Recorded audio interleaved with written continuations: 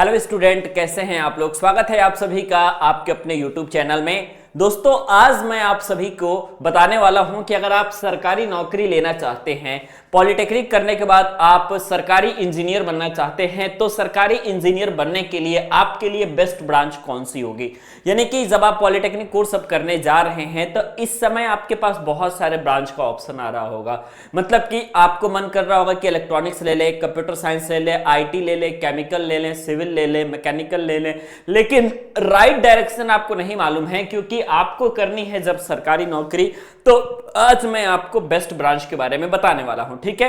तो हालांकि आप अगर पॉलिटेक्निक करते हैं और करने के बाद आपके पास जो है दो रास्ते निकल के आते हैं, ठीक है। एक तो आपके पास ये आता है कि आप किसी प्राइवेट नौकरी में चले जाएं और प्राइवेट जॉब करें, और सेकंड आपके पास ये आता है कि आपको जो है गवर्नमेंट जॉब करना है, ठीक है। अब अगर आप गवर्नमेंट जॉब करना चाहते हैं तो इसके लिए आपको क्या करना पड़ेगा, तैयारी करनी पड़ेगी, ठीक है, सरकारी इंजीनियर बनने के लिए। प्राइवेट में ऐसा होता है कि आप पास आउट हो गए और पास आउट होने के बाद सीधे तौर पे आप कंपनी में जाएंगे तो आपको जॉब मिल जाएगी। लेकिन जो एस्पिरेंट्स हैं, सरकारी नौकरी की तैयारी करना चाहते हैं, है ना, भविष्य में सरकारी इंजीनियर बनना चाहते हैं, तो उनके लिए बेस्ट ब्रांच कौन सी होगी। क्या सभी ब्रांचों में आपकी जेई की पोस्ट आती है? क्या सभी ब्रांच के लोग जो है सरकारी इंजीनियर बन पाते हैं? तो मैं आपको स्पष्ट बताना चाहता हूं कि कुछ सिलेक्टेड ब्रांच हैं, है ना, जिनकी वैकेंसी आती है सरकारी नौकरी में, ठीक है। और सभी ब्रांचों की वैकेंसी नहीं आती है, कुछ सिलेक्टेड ब्रांच ही हैं उसकी वैकेंसी जो है सबसे ज्यादा आती है। अगर आप सरकारी इंजीनियर बनना चाहते हैं तो सबसे पहले आपके पास जो है दिमाग में ये आ रहा होगा कि सर हम किस किस विभाग में सरकारी इंजीनियर बन सकते हैं। तो सबसे पहले आपके पास जो आता है निकल के, वो आता है इंडियन रेलवे, ठीक है। रेलवे में आप सरकारी इंजीनियर बन सकते हैं। आप जो है जूनियर इंजीनियर बन सकते हैं पावर कॉर्पोरेशन में, मतलब कि जहां बिजली का उत्पादन होता है, जहां बिजली का डिस्ट्रीब्यूशन होता है। इसके अलावा रोड एवं हाईवे में भी आप बन सकते हैं, रोड एवं कंस्ट्रक्शन में भी बन सकते हैं। और इसके अलावा जो है जितने केंद्र सरकार की जॉब निकलती है, जितने सेंट्रल गवर्नमेंट के जेई होते हैं या स्टेट गवर्नमेंट के जेई होते हैं, सारे के सारे आप बन सकते हैं। लेकिन उसके लिए सिर्फ और सिर्फ आपके पास होना चाहिए डिप्लोमा की डिग्री, ठीक है। तो अब मैं आपको बताने वाला हूं सीधे तौर पे उन ब्रांच के नाम जहां पे वैकेंसी सबसे अधिक आती है, जो ब्रांच आपको सेलेक्ट करने चाहिए स्टार्टिंग में, ठीक है। देखिए, वैसे तो मैं बात बताऊं तो लगभग कई सारे ऐसे ब्रांचेस हैं जहां पे थोड़े बहुत वैकेंसीज आती रहती हैं, लेकिन सबसे ज्यादा वैकेंसी कहां आती है वहां पे आपको डिस्कस करना है। सबसे पहले तो सबसे पहले इसमें जो है आपके पास ब्रांच निकल के आता है सिविल इंजीनियरिंग, ठीक है। सिविल इंजीनियरिंग की जो वैकेंसी है वो हर साल आपकी आती है, ठीक है। एसएससी जेई के थ्रू आती है, आपकी सेंट्रल गवर्नमेंट में भी आती है और स्टेट गवर्नमेंट में भी आती है। सिविल इंजीनियरिंग के बाद जो है सबसे अधिक अगर कहीं आपको वैकेंसी देखने को मिलती है, ठीक है, तो वो आपको देखने को मिलती है इलेक्ट्रिकल के डिपार्टमेंट में, ठीक है।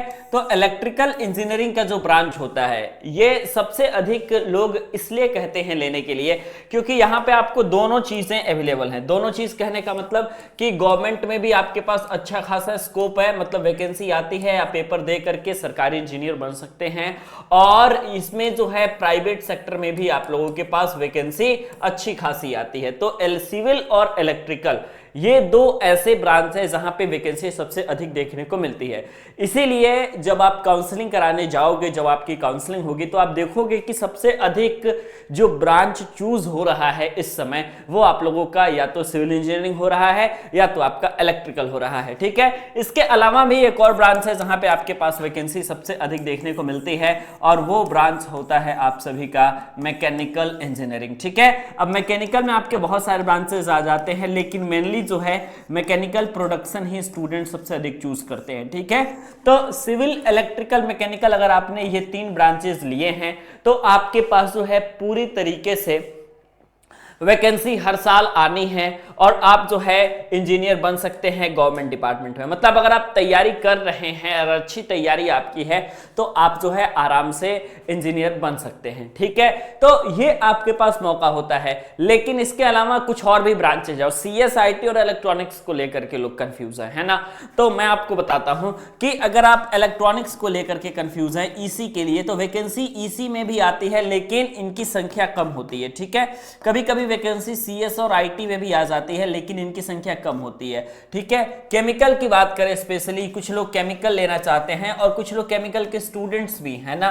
तो केमिकल के बारे में अगर आप बात करोगे तो केमिकल में जो है जितनी आपकी पीएसयू, जितनी सरकारी कंपनियां हैं वो केमिकल इंजीनियरिंग की वैकेंसी अधिक निकालती हैं। ठीक है, लेकिन उतनी भी अधिक नहीं होती जितनी कि आपकी सिविल, इलेक्ट्रिकल और मैकेनिकल का इस समय गवर्नमेंट जॉब में डिमांड है। तो अगर आप सरकारी नौकरी की तैयारी करना चाहते हैं तो आप इन 3 ब्रांचेस को ले सकते हैं। अब ध्यान से देखिएगा, प्राइवेट नौकरी के स्कोप में अगर हम बात करें तो ईसी वालों का स्कोप आजकल ठीक ठाक चल रहा है। सीएसआईटी का डिप्लोमा लेवल पर स्कोप कम है, लेकिन अगर आप डिप्लोमा के बाद बीटेक करेंगे, जब आप बीटेक करेंगे तब जाकर के आपके लिए यहाँ पे स्कोप अच्छा खासा देखने को मिलेगा। ठीक है, लेकिन डिप्लोमा लेवल पे ईसी का स्कोप ठीक है, इलेक्ट्रॉनिक्स का, और डिप्लोमा लेवल पे इलेक्ट्रिकल इंजीनियरिंग का भी स्कोप आपके पास ठीक ठाक नजर आता है।